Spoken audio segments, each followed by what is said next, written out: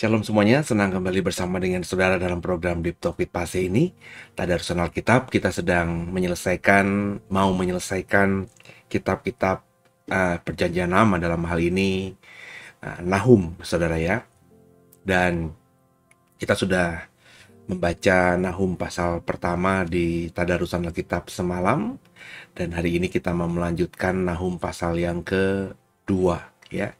Dan Nahum pasal kedua atau Nahum pasal pertama, kedua, dan ketiga kitab Nahum ini memang bicara soal Israel dalam hal ini dengan Asyur atau Niniwe. Jadi kalau kita membaca kitab Nahum misalnya pasal pertama, kita akan menemukan cerita soal Niniwe. Dan Niniwe itu sebuah kota besar di zaman perjanjian lama yang merupakan juga pusat dari kerajaan yang namanya Asyur, Assyria. Dan kerajaan ini sangat berkuasa saat itu. Dan kalau kita membaca sejarah, kerajaan Asyur inilah yang menghancurkan Israel, dalam hal ini Israel Utara.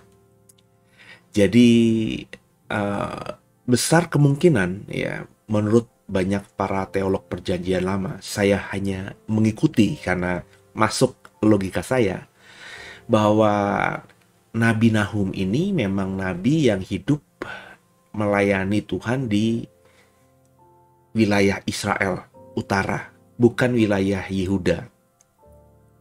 Karena dalam 3 pasal nubuatannya yang kita bisa ketemu di kitab Nabi Nahum ini, itu bicara soal Niniwe ya. Dan menurut sejarah, Niniwe atau Asyur itu ya tidak sampai menghancurkan Yehuda, tapi sangat menghancurkan Israel Utara.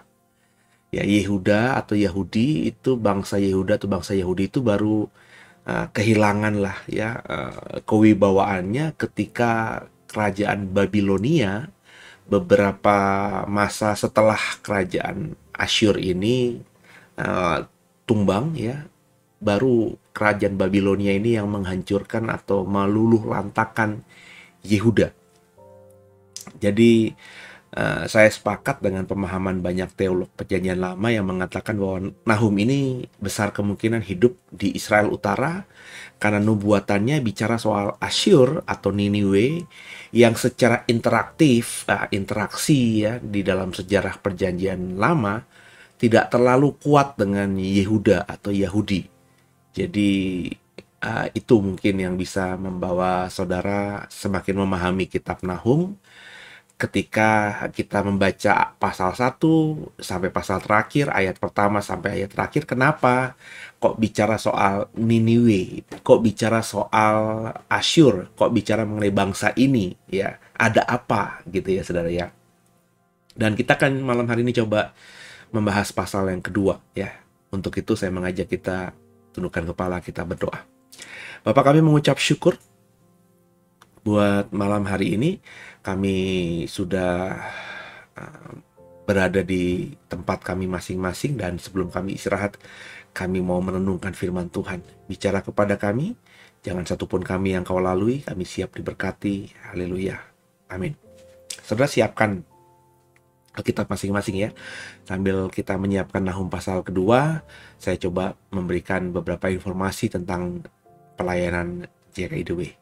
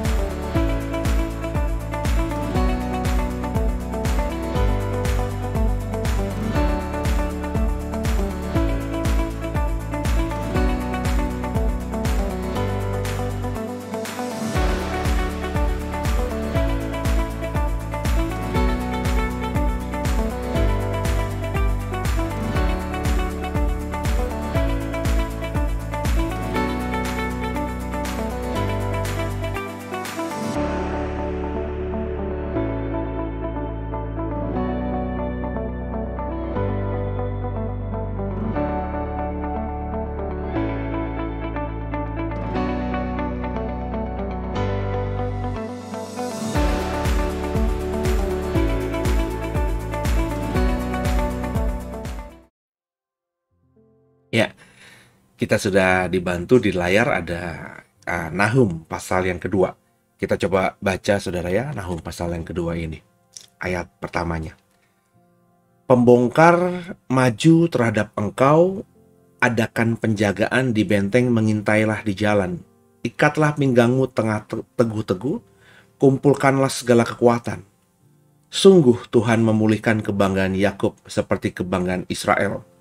Sebab perusak telah merusakkannya dan telah membinasakan carang-carangnya.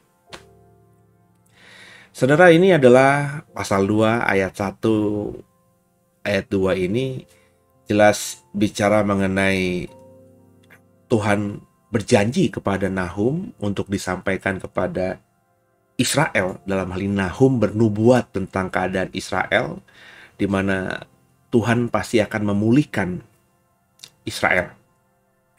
Ya, Tuhan lewat Nahum memberitakan kepada Israel agar bersiap terima pemulihan daripada Tuhan. Ya, dan memang Israel saat itu ya sudah benar-benar dalam kondisi yang hancur-hancuran, saudara. Kalau kita belajar sejarah, kerajaan Asyur ketika berkuasa itu, ketika memerintah, mungkin memang budaya zaman itu ya. Seperti setelahnya Babilonia ketika menaklukkan Yehuda, itu orang-orang yang hebat-hebat, yang berpengaruh, yang berada, yang sehat di bangsa Yahudi, di Yehuda, itu diboyong atau dibuang semuanya ke Babel. Mereka tidak diperbudak di Babel, mereka cuma dipindahkan saja di Babel. Supaya Yerusalem dan kota-kota di bangsa Yahudi ini menjadi kosong gitu ya, menjadi tidak berpenghuni. Dan kerajaan Babel itu berkembang gitu kan. Mungkin mereka kekurangan kekurangan rakyat, di mana wilayah atau kota-kota yang dibangun besar, sedangkan yang meninggali kota-kota itu ya yang asli bangsa Babilonia itu ya tidak terlalu banyak, sehingga mereka harus memindahkan bangsa-bangsa yang sudah mereka taklukkan untuk mengisi kota-kota di wilayah Babilonia yang mereka bangun itu, sehingga berpenghuni dan akhirnya menjadi hidup kotanya.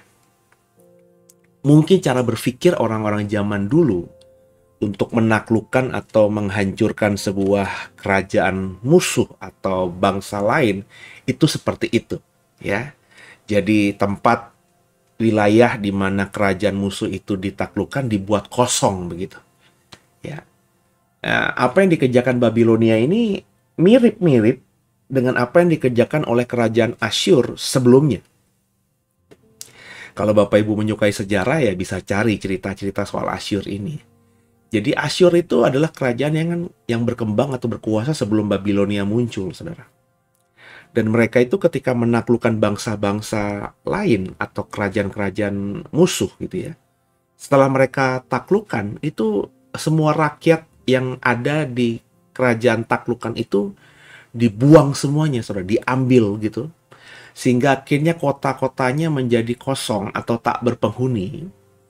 Dan beda dengan Babil yang kerajaan terkemudian muncul, itu rakyat yang diboyong atau diambil itu ditaruhkan di kerajaan taklukan Asyur lainnya yang juga sudah dikosongkan oleh kerajaan Asyur. Jadi apa ya? Kayak transmigrasi gitu, saudara. Bapak Ibu mungkin lebih memahami ini ya. Di zaman Orde Baru, populasi orang-orang yang tinggal di Jawa atau orang bersuku Jawa yang tinggal di Pulau Jawa itu begitu besarnya. Sedangkan geografis atau besaran Pulau Jawa kan tidak terlalu bagaimana, sehingga terlalu padat Pulau Jawa ini. Kemudian oleh pemerintahan Orde Baru, orang-orang yang ditinggal di Jawa yang tidak memiliki tanah, yang miskin gitu ya, itu di bedol deso namanya, atau desa yang miskin itu seluruh penduduknya dipindahkan ya. Jadi desa itu dikosongkan, dipindahkan penduduknya semuanya ada yang ke wilayah Sumatera, ada yang wilayah Kalimantan, ada yang ke wilayah Papua, ke pulau-pulau di Indonesia yang kosong supaya penghuninya bertambah. Dan akhirnya pergerakan ekonomi dan kehidupan di pulau yang kosong itu ya mulai bergerak gitu. Dan sekaligus membuat Pulau Jawa semakin sedikit penduduknya. Nah, itu logika Orde Baru soal transmigrasi ini. Mungkin Pak Harto dan menteri-menterinya itu belajar dari kisah yang dilakukan oleh kerajaan-kerajaan yang hidup di sekitar zaman Perjanjian Lama. Dalam hal ini Asyur dan kemudian Babilonia. Jadi orang-orang Israel itu kemudian ketika Asyur menguasai Israel itu diboyong ke wilayah kerajaan lain yang rakyatnya itu dipindahkan juga ke wilayah lain. Jadi orang-orang Israel itu akhirnya dibuat tinggal di wilayah negara lain di mana mereka tidak punya sejarah di tempat itu. Ya, ini sebenarnya adalah genocide dalam tanda kutip ya, bukan membunuh satu ras bangsa, tapi membuat jati diri dari sebuah bangsa itu hilang. Karena ya bayangkan saja kalau Bapak Ibu dan sekeluarga itu lahir, berkembang, punya sejarah misalnya di Pulau Kalimantan begitu. Kalau kau ditanya sama orang banyak, keluargamu tuh asli mana sih? Oh, saya orang asli Kalimantan. Yang seingat saya bahkan 5 keturunan di atas saya itu sudah jadi penghuni Pulau Kalimantan. Saya punya sejarahnya itu. Sehingga kau sangat melekat dengan Kalimantan. Kau besar di situ. Ketika kau kecil, orang tuamu kalau cerita soal kehidupan, ya kehidupan di Pulau Kalimantan. Bahkan ketika kau masih kecil, masih bisa melihat kakek atau opa atau engkong ya, pokoknya orang tua dari orang tua. Mereka juga ceritanya soal apa yang mereka rasakan di Kalimantan sebelumnya. Jadi memori saudara itu diisi dengan apa yang ada dan apa yang dirasakan keluarga, dialami keluarga, dan dilewati keluarga di Pulau Kalimantan. So, Kalimantan adalah tanah airmu gitu. Ya. Kau cinta mati karena kau dan sejarah keluargamu ya di Kalimantan. Terus tiba-tiba saudara, oleh karena satu hal ya, misalnya saja bersama keluarga yang masih hidup, diboyong semuanya dan ditaruh di Pulau Papua, di Irian. Ya, mungkin kau masih bisa bersama dengan keluargamu. Ya, masih ada orang tuamu, sepupumu, adikmu, kakakmu, keponakanmu, kita masih bersama-sama.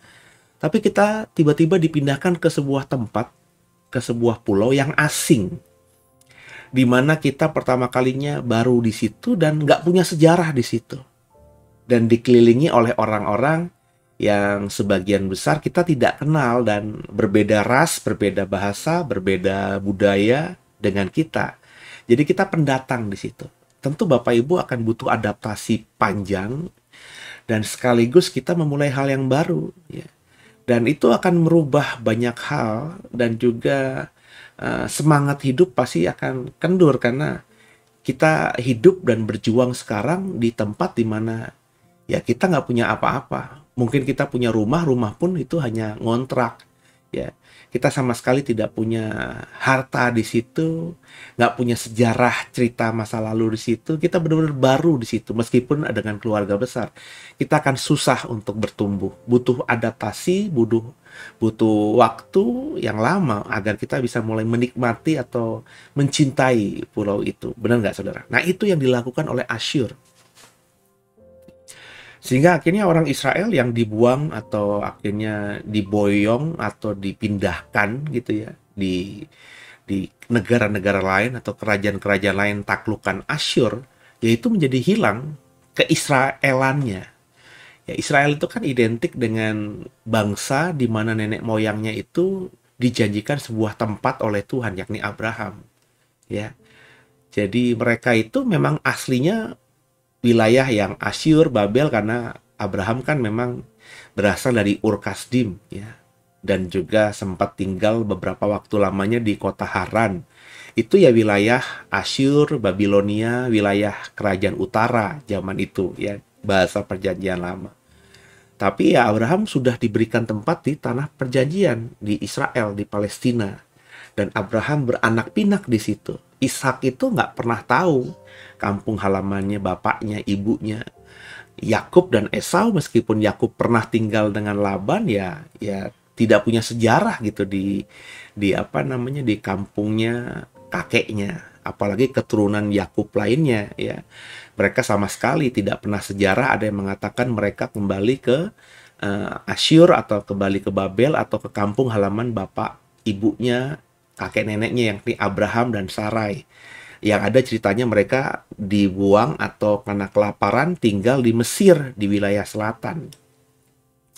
Jadi sejak Yakub dan keturunannya, anak-anaknya, ya cerita soal apa namanya kampung aslinya kakek mereka Abraham di wilayah Ur Kasdim, di wilayah Haran, itu ya tinggal sejarah. Mereka tidak punya memori sama sekali tanah itu tanah apa. Yang mereka tahu ya cuma di Mesir dan juga cuma di tanah Palestina, tanah perjanjian, tanah Kanaan. Jadi yang saya mau katakan di sini bahwa ya bangsa Israel itu meskipun teorinya ya dibuang atau ditempatkan di wilayah Abraham zaman dulu, ya mereka itu bukan tanah air mereka lagi. Jadi keisraelan mereka, bahwa mereka adalah bangsa yang dijanjikan suatu tempat, hilang gitu. Dan ya harus diakui ya kerajaan Israel Utara itu kemudian hari ya tidak pernah mengalami pemulihan seperti sebelumnya. Nah, ini yang menjadi catatan, saudara. Karena dalam kitab Nahum ini Tuhan berjanji kepada Israel bahwa Israel akan dipulihkan. Nah, sedangkan dalam praktek yang terjadi dalam sejarah hingga hari ini, ya 10 suku di utara itu ya belum dipulihkan. Ya, tidak ada orang-orang dari suku Ruben, ya, suku Dan, ya, Yusuf, ya, Manasye, ya, itu yang dikembalikan, yang kembali hidup di tanah Israel hari ini. Yang disebut bangsa Israel hari ini ya kebanyakan adalah orang-orang yang punya darah Yahudi, maka disebut bangsa Yahudi mereka. Ya, Israel Selatan yang berasal dari 2 suku, yakni suku Yehuda dan Benjamin, dan beberapa di antara mereka adalah orang Lewi yang memang tidak punya hak waris tanah. Tapi 9 suku dan orang-orang Lewi sebagian besar yang tinggalnya di utara di Israel itu ya sudah dirusak jati diri mereka oleh Asyur dengan tadi caranya ya, dipindahkan di kerajaan-kerajaan lain di wilayah-wilayah kerajaan taklukan Asyur lainnya, di mana tentu mereka di situ menjadi orang asing, kawin mengawinkan dengan penduduk setempat, dan mungkin juga mereka tidak kembali, dan akhirnya mereka ya hilang lah karena kawin campur, karena semakin jauh tinggal dari tanah perjanjian, ya mereka akhirnya membentuk diri menjadi orang yang disebut bangsa A, bangsa B, warga negara A, B, C, D, dan lain sebagainya. Kayak contoh, saya punya teman itu orang Indonesia, tapi ketika dia tes DNA, ya rupanya dari hasil tes DNA itu ada beberapa presentasi ya dari darahnya itu yang merupakan darah yang sangat mirip dengan apa yang dimiliki atau DNA-nya orang Yahudi. Meskipun hanya beberapa persen, tapi ada di darahnya adalah darah Yahudi. Padahal ya dia adalah orang asli Indonesia, berbahasa Indonesia, ya bahasa Inggris karena bahasa internasional gitu ya, bahasa percakapan, bahasa bisnis, tapi ya orang Indonesia, orang Jawa begitu ya, tapi dia punya darah Yahudi. Ya, itu karena ya tadi ya, yang saya ceritakan, bangsa Israel yang di utara itu udah kawin kemana-mana ya, tinggal di wilayah yang dimana bertahun-tahun ya, sehingga mereka ya darah Yahudinya masih ada, tapi semakin persentasenya kecil karena tadi kawin silang dan kawin campur dengan suku-suku atau bangsa-bangsa lain. Ya kalau blood itu kan pasti ada ya, apalagi sekarang sudah canggih. Darah saya juga mungkin, meskipun bapak ibu saya, kakek nenek saya, setahu saya adalah orang Jawa, tapi besar kemungkinan mungkin dalam darah saya ada darah Arabnya ya, ada darah Cinanya mungkin, karena dalam budaya Indonesia, dalam sejarah Indonesia kan penduduk yang disebut penduduk asli, meskipun tidak ada sih penduduk asli Indonesia ya kalau kita belajar sejarah ya, kan berasal dari Yunan, juga ada bangsa Cina yang merantau ke sini berdagang ya, akhirnya kawin campur dengan orang yang sudah tinggal lama di Indonesia, bahkan orang Arab sebelumnya juga ada ya, yang merantau ke sini ya. Jadi mungkin saja saya adalah di dalam diri saya, dalam DNA saya ada persentase kecil misalnya ya, saya belum tes DNA sih ya, ada darah Chinese-nya, ada darah Arabnya, mungkin ada darah Indianya, saya nggak tahu ya, karena mungkin saja di 5 generasi di atas saya, 10 generasi di atas saya, itu nenek moyang saya ya berasal bukan dari Indonesia atau dari kawin campur dari suku-suku lain. Mungkin saja saya punya darah Siam, darah Thailand ya, darah Kamboja, karena ini kan dulu satu daratan ya, konon kan Asia Tenggara itu satu kontinen, satu benua ya. Jadi perpindahan dari satu wilayah ke wilayah lain itu sangat memungkinkan. Ya, penasaran juga nanti mungkin kalau tes DNA itu sudah murah dan sudah bisa diakses gampang di banyak rumah sakit di Indonesia. Jadi memudahkan begitu ya. Saya juga penasaran, pengen tahu DNA saya itu, nenek moyang saya itu punya darah apa saja sih gitu. Ya beberapa saudara mungkin sudah tahu ya, karena punya kemampuan bisa mengakses itu ya, karena waktu dan dana ada ya. Itu bagus juga untuk mengetahui ya kita tuh dari mana sih sejarahnya gitu ya. Nah, Israel tuh seperti itu diperlakukan oleh Asyur. Dan kalau yang saya tafsirkan ini benar, ya kan Israel belum dipulihkan Tuhan sampai hari ini. 10 suku itu entah di mana kita nggak tahu. Berarti nubuatan tentang pemulihan Israel dalam konteks Israel Utara ini ya belum tergenapi sampai hari ini. Nah, kalau kita merefer kitab Wahyu, ada janji Tuhan juga bahwa Tuhan akan memulihkan 12 suku Yakub itu kan. Ya, jadi ada caranya Tuhan nanti. Orang-orang yang disebut punya darah Israel secara DNA itu akan dipulihkan Tuhan. Ya. Mungkin sebentar lagi karena kita meyakini kita termasuk generasi akhir zaman. Perikop berikutnya. Musuh merusakkan Niniwe. Perisai para pahlawannya berwarna merah, prajuritnya berpakaian kirmizi, kereta berkilat-kilat ya, seperti api suluh pada hari ia melengkapinya, dan kuda-kuda penuh gelisah. Kereta melaju galak di jalan, kejar mengejar di lapangan, kelihatannya seperti suluh, berpacu seperti kilat. Pasukan-pasukan istimewa dikerahkan, mereka tersandung jatuh di waktu berjalan maju. Mereka berlari terburu-buru ke arah tembok kota, sedang alat pendobrak sudah ditegakkan. Pintu-pintu di sungai-sungai telah dibuka dan istana menjadi gempar. Permaisuri dibawa keluar dan ditelanjangi, dan dayang-dayangnya mengerang, mengaduh seperti suara merpati sambil memukul-mukul dada. Niniwe sendiri seperti kolam air yang airnya mengalir keluar. Berhenti, berhenti, teriak orang, tapi tidak ada yang berpaling. Jaralah perak, jaralah emas, sebab tidak berkesudahan persediaan harta benda, kelimpahan segala barang yang indah-indah, ketandusan, penandusan, dan penindasan. Hati menjadi tawar dan lutut goyah, segenap pinggang gemetar dan muka sekalian orang menjadi pucat pasi. Di mana gerangan persembunyian singa dan gua singa-singa muda, tempat singa pulang pergi, tempat anak singa di mana tidak ada yang mengganggunya.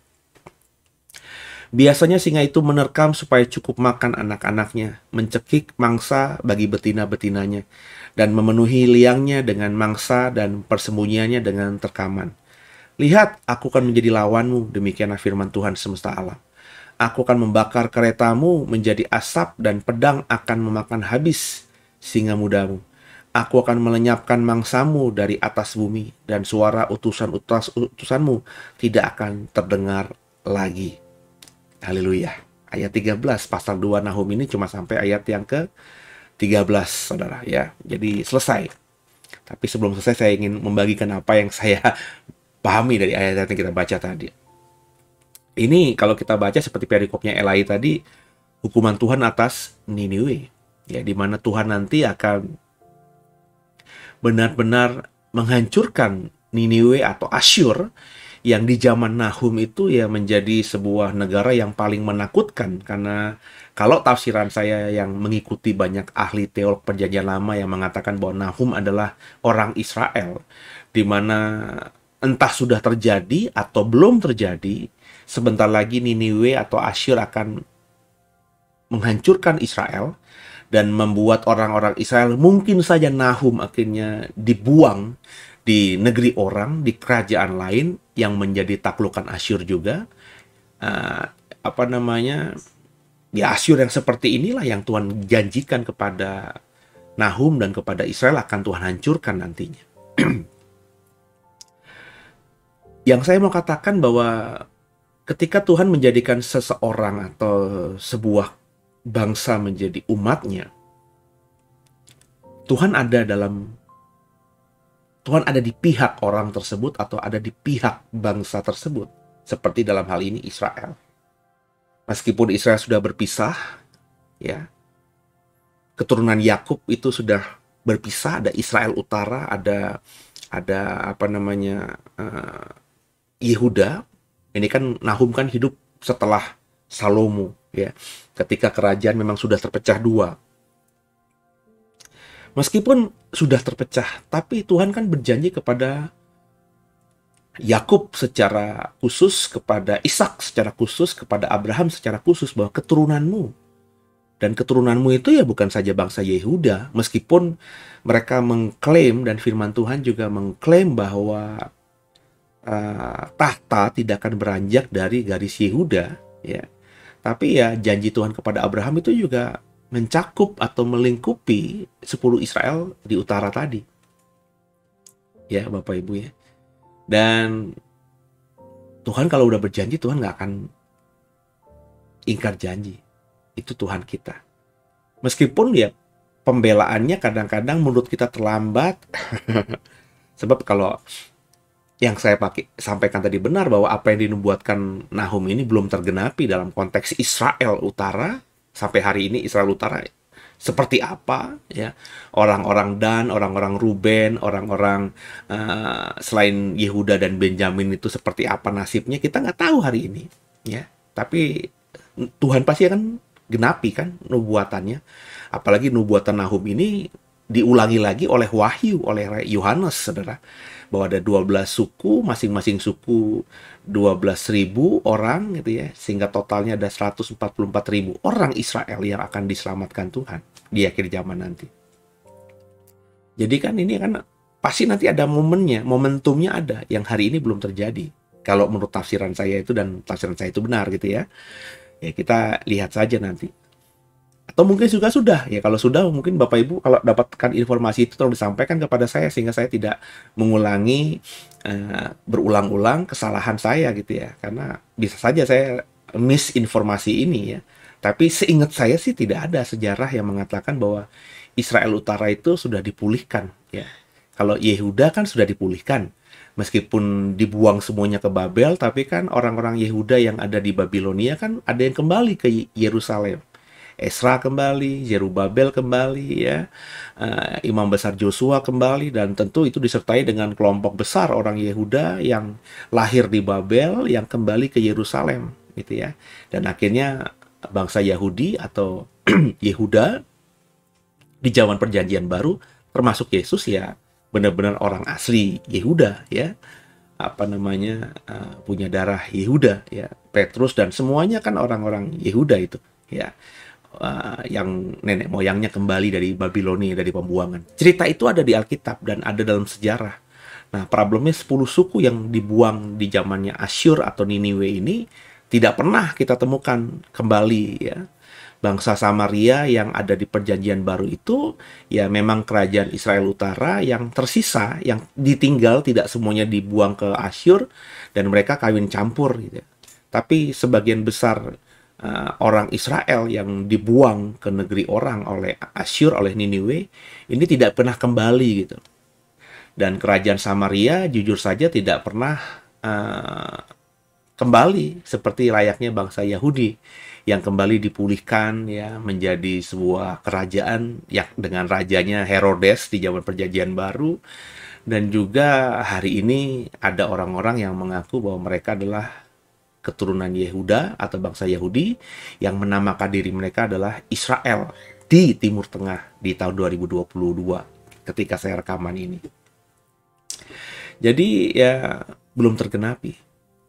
Tapi meskipun demikian Tuhan ya menghukum Asyur, menghukum Niniwe ya dengan kalimat-kalimat yang bagi saya tajam sekali ya.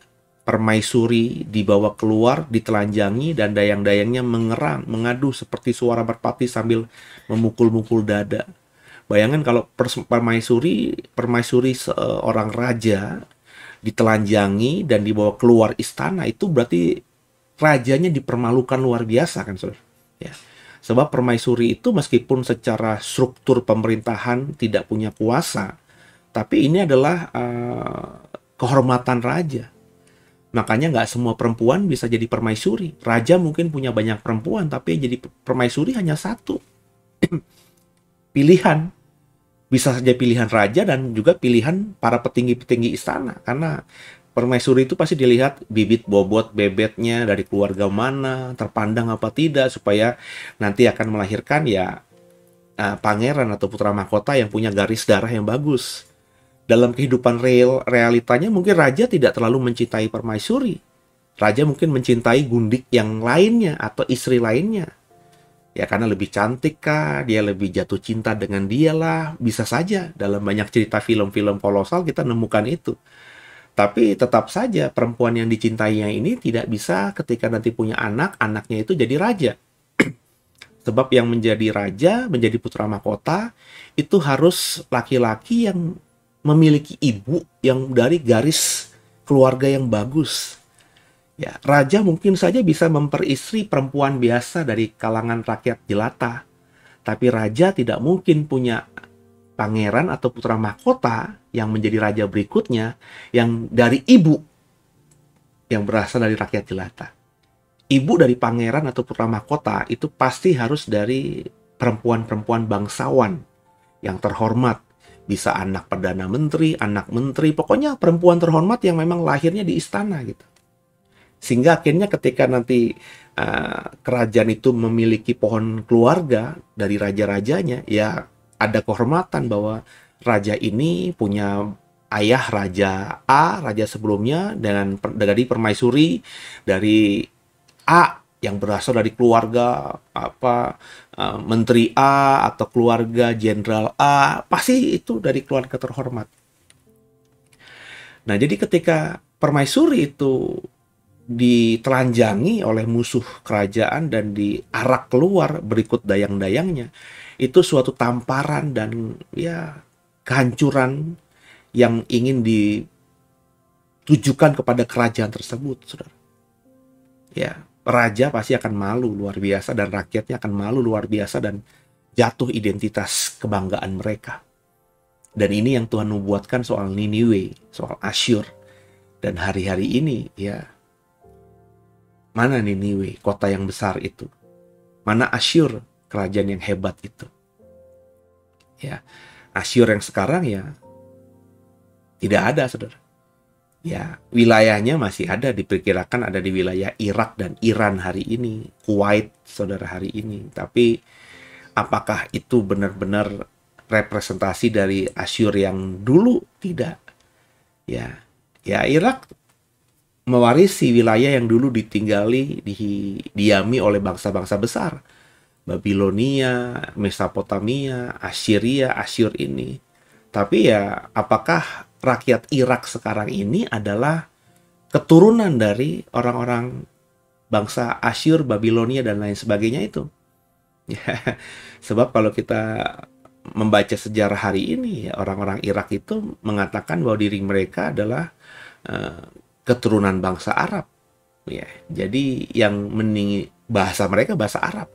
Yang mendiami Irak, Iran, ya itu keturunan-keturunan orang-orang dari darah Arab, ya, orang-orang dari suku Arab, ya. DNA mereka lebih banyak dari DNA orang Arab, ya.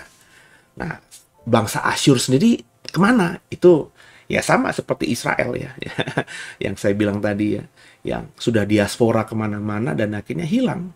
Makanya nggak ada kerajaan Asyur sekarang ini. Kenapa Irak tidak memberikan nama mereka? Founding father Irak itu tidak membuat nama, misalnya nama negara modern mereka adalah Assyria, atau ingin mengembalikan kerajaan Asyur zaman dulu. Ya karena mereka merasa tidak punya sejarah dengan Asyur. Ya seperti ketika Bung Karno sebagai orang Jawa memproklamirkan Indonesia, dia tidak memberi nama misalnya Republik Majapahit, karena mungkin saja Bung Karno itu punya darah Majapahit, ya.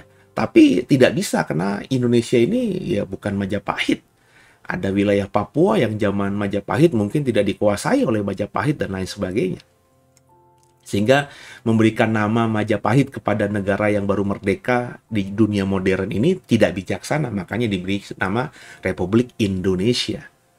Nah, apakah orang Indonesia itu adalah keturunan dari orang Majapahit, orang Sriwijaya?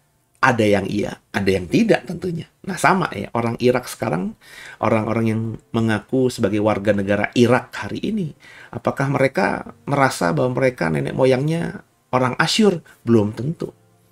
Ya, belum tentu. Sebab kalau mereka sangat yakin mereka adalah orang Asyur, keturunan Asyur, maka tentu mereka akan dengan bangga mengatakan nama negara kami adalah Asyur modern atau Asyur merdeka atau apalah gitu ya. Nah, seperti orang Israel. Nah, orang Israel itu kan sudah hilang dalam peradaban dari tahun 200-300 Masehi kan. Orang Yehuda kan sudah diusir dari tanah perjanjian. Tapi ketika mereka kembali di tahun 1948 kurang lebih mendirikan negara merdeka di sana, mereka pakai nama Israel. Mereka tidak memakai nama lain karena memang mereka merasa diri mereka adalah orang Israel. Itu yang akhirnya dipakai juga oleh orang-orang Palestina, ya, dengan memberikan nama mereka adalah negara Palestina. Karena mereka mengklaim bahwa nenek moyang mereka itu ya tinggal di wilayah tanah Israel lebih dulu dari bangsa Israel, lebih dulu daripada Abraham, yakni orang-orang Filistin, kata mereka. Tapi ya nggak ada yang bisa membuktikan bangsa Palestina ini yang sekarang ada itu adalah nenek moyangnya orang Filistin. Kenapa? Karena bangsa Palestina sekarang itu ya orang Arab. DNA mereka tuh orang Arab. DNA mereka tuh ya prosentasenya adalah darah Arab. Ya mereka memakai nama Palestina untuk dihubungkan dengan Filistin ya karena mereka punya kepentingan politik. Kalau mereka memberikan nama negara mereka negara Arab, ya mereka tidak bisa mengklaim tanah yang sekarang ini dikuasai Israel itu adalah tanah mereka. Karena tidak ada bukti dalam Alkitab, tidak ada bukti dalam sejarah juga yang bisa menghubungkan orang Arab itu adalah penguasa asli atau yang memiliki asli tanah perjanjian. Abraham ketika masuk ke tanah perjanjian, ya Yehuda, Yosua ketika memimpin orang Israel kembali dari Mesir masuk ke tanah perjanjian itu sudah ditinggali orang Filistin, dikuasai orang Filistin. Nangkep ya Bapak Ibu ya. Maka ada kepentingan bangsa yang sekarang mengaku dirinya bangsa Palestina itu untuk memakai nama Filistin itu, Palestina itu, supaya mereka paling tidak bisa beradu argumentasi lah. Kan Filistin lebih dulu daripada Israel menguasai tanah perjanjian. Seperti itu, saudara. Makanya saya cuma senyum-senyum saja kalau ada argumentasi bahwa bangsa Palestina itu adalah bangsa Filistin. Nggak ada. Bangsa Palestina merdeka hari ini, modern hari ini, yaitu bangsa Arab. Ya, yang akhirnya memang harus diakui mendiami tanah perjanjian ketika Israel itu, ya bangsa Israel sebagai jati diri sebuah bangsa itu hilang, ya. Sebelum 1948 akhirnya mereka mendirikan. Yang mendiami tanah perjanjian ya orang-orang Arab karena kan perbatasan antara Arab dengan Palestina itu, tanah Israel itu. Jadi mereka yang menguasai itu bertahun-tahun. Tapi sebelumnya orang Israel yang punya tanah itu di zamannya Daud jelas banget. Dan oleh orang-orang Babel, oleh orang-orang Romawi ketika tahun 300 Masehi itu mereka yang dipaksa keluar. Ya, karena orang Romawi benci dengan orang Yahudi karena sejarah mereka yang luar biasa dan juga yang sering memberontak ya kepada Roma. Jadi Niniwe, Asyur ya hari ini ya tinggal sejarah dan Tuhan memang menghukum. Maka kalau Bapak Ibu kita belajar dari hari ini, kalau Bapak Ibu adalah orang pilihan Tuhan, don't worry ya. Musuh kita seberat apapun, sekuat apapun, kalau kita adalah orang pilihan Tuhan, Tuhan akan binasakan. Di akhir zaman ini, kita akan dibelanya. Semoga dipahami, semoga mengerti, dan diberkati. Haleluya.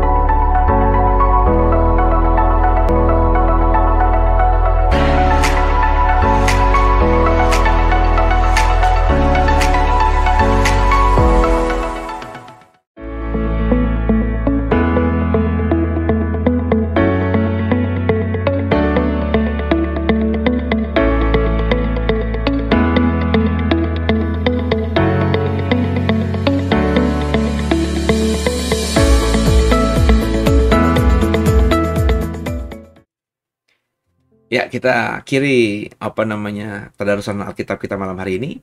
Ada pengumuman tadi, masih ada beberapa hari saudara bisa ikut daftar sekolah Alkitab kita karena Sabtu nanti dimulai. Ada 2 hari, 3 hari tersisa untuk mendaftar sebelum Sabtu tentunya. Ya, saya mengajak semua untuk belajar bersama. Dan sebelum kita akhiri, kita tundukkan kepala, kita doa. Makasih Tuhan buat malam hari ini. Kami belajar dari tadarusan kami pada malam hari ini bahwa Tuhan pasti akan bela kami kalau kami adalah bangsa pilihan-Mu, umat pilihan-Mu. Musuh sebesar apapun yang berusaha menghancurkan kami, ada waktunya pembalasan Tuhan buat mereka. Dan kami percaya kalau Tuhan yang membela kami, maka musuh kami sekuat apapun pasti akan dihancurkan. Karena Tuhan tiada yang bisa mengalahkan. Karena Tuhan adalah Maha Kuasa. Dan kami percaya Tuhan kami Yesus Kristus akan menolong, menyertai kami. Ampuni salah dosa kami. Yesus Kristus adalah Tuhan Juru Selamat kami yang hidup, dan ke dalam tangan-Mu lah kami serahkan tubuh, jiwa, dan roh kami. Haleluya. Amin. Bapak Ibu, kalau diberkati, tolong di-subscribe, di-like, dan di-share program ini kepada yang lainnya, sehingga banyak orang mengenal program ini. Dan dukung doa terus supaya program ini senantiasa jadi berkat bagi banyak orang, semakin jadi berkat bagi banyak orang. Tuhan Yesus memberkati, selamat istirahat, God bless you all.